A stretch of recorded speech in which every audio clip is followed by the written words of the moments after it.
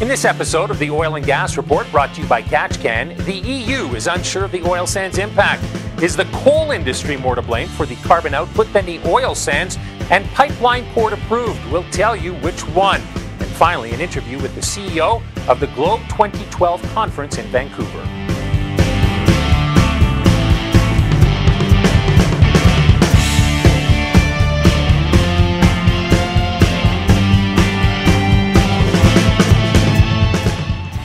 Welcome to the Oil and Gas Report, brought to you by Katch. I'm your host, Rob Hislop. February is the shortest month of the year, but it has certainly been filled with a lot of news impacting the oil sands. Prime Minister Stephen Harper followed up on his pledge to our country and his, well, you could call it somewhat of a threat to the people south of the border, and headed off to China. Once there, he had meetings with government officials and talked about shipping Alberta crude to that country, which has an almost insatiable appetite for oil to feed its growing economy. In the European Union, a vote on its position on the oil sands failed to come to a consensus on if the product should be considered a high pollutant. Back in Canada, a study was released on the oil sands. Andrew Wiebe, a world-leading climate scientist, says that he was surprised by the results he got. They state that even if all the hydrocarbons in the region were mined and consumed, the carbon dioxide released would only raise global temperatures by about a third of a degree. A negligible amount, he says. Wiebe believes that the real problems will be coal, not the oil sands. A couple of pipeline projects that have been in the news are still making headlines.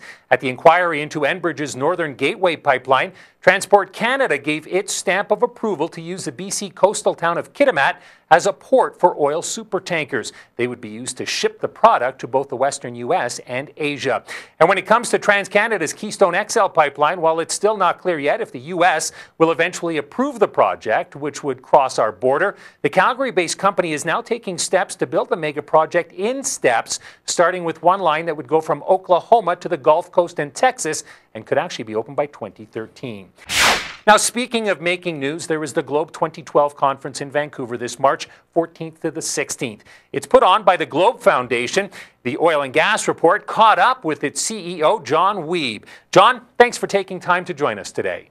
Oh, thank you for having me. John, before we talk about the conference, perhaps you can tell us a little bit about the foundation.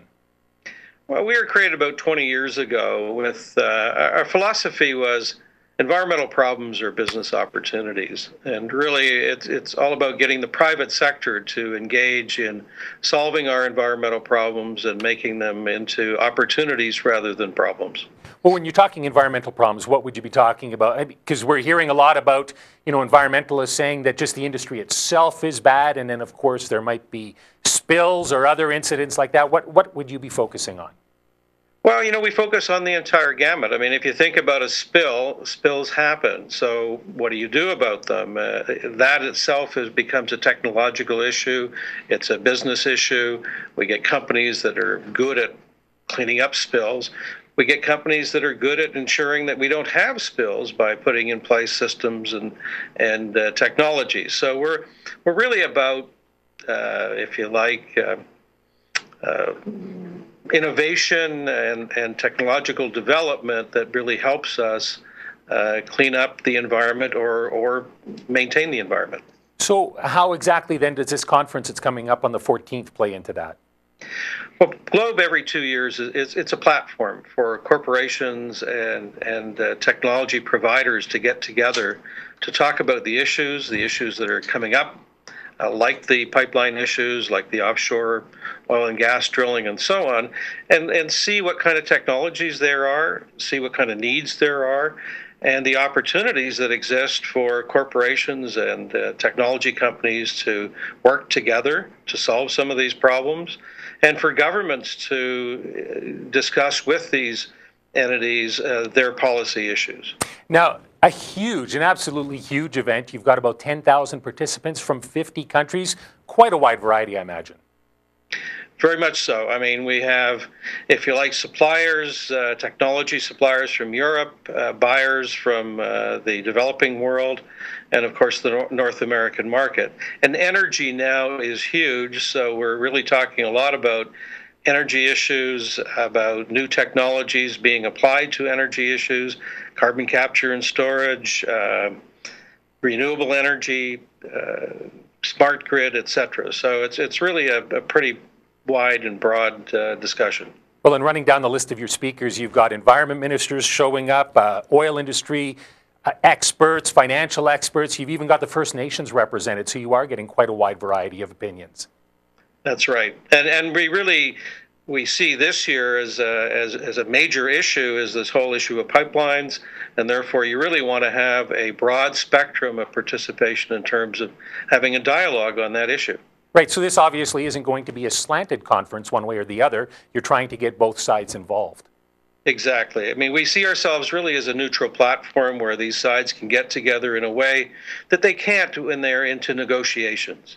Now, sustainability, obviously a key point in this conference. When you look at the energy sector, do you think it's currently operating under a sustainable sort of platform or plan? Well, I think so. I mean, our perspective on this is that nothing happens overnight. We're looking at a long-term issue here of moving off of oil and gas and coal, if you like, and into renewables, but it's not going to happen overnight. So we need a planned and, if you like, a process here that takes us from A to B. And again, it's not an overnight issue. It's something that we need to work through. Well, if you look at something like this, what would you say one of the key factors, or perhaps two, that has to happen to make this leap?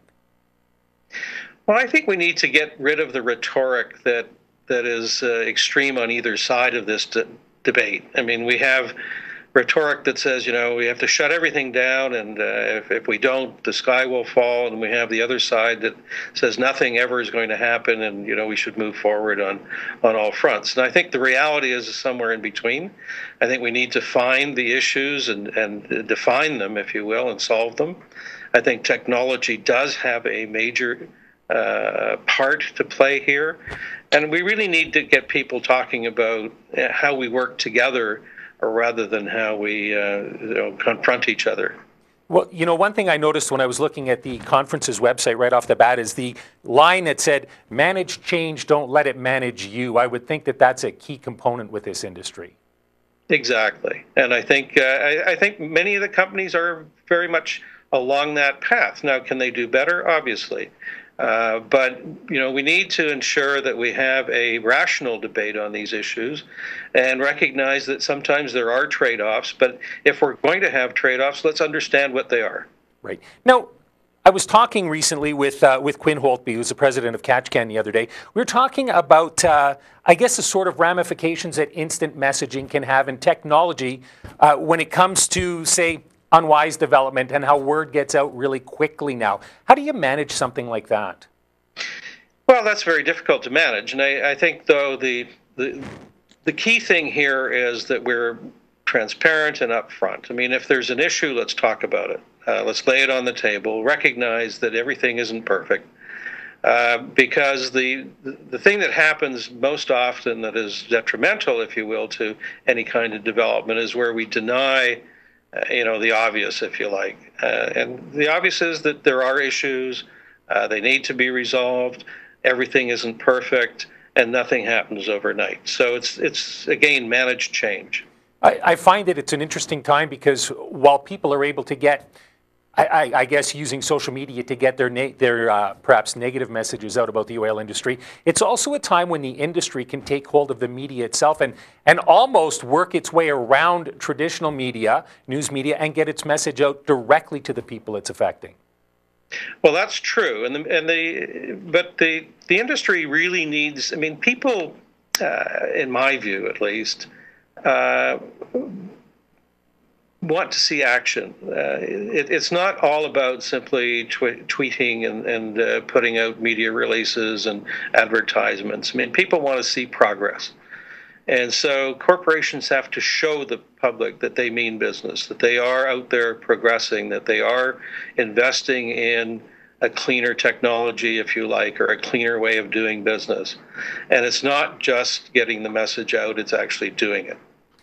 Is it fair to say that this is a very important time in the oil industry because it appears as if the industry has, for the most part, been able to get its way in the past. Now it seems we're running into things like the XL pipeline, Keystone XL pipeline, which is being put off. The Gateway, Northern Gateway pipeline as well, has got all kinds of issues surrounding it. It seems like it's not quite as easy for the oil industry to get things done today as it might have been in the past. Is that fair to say?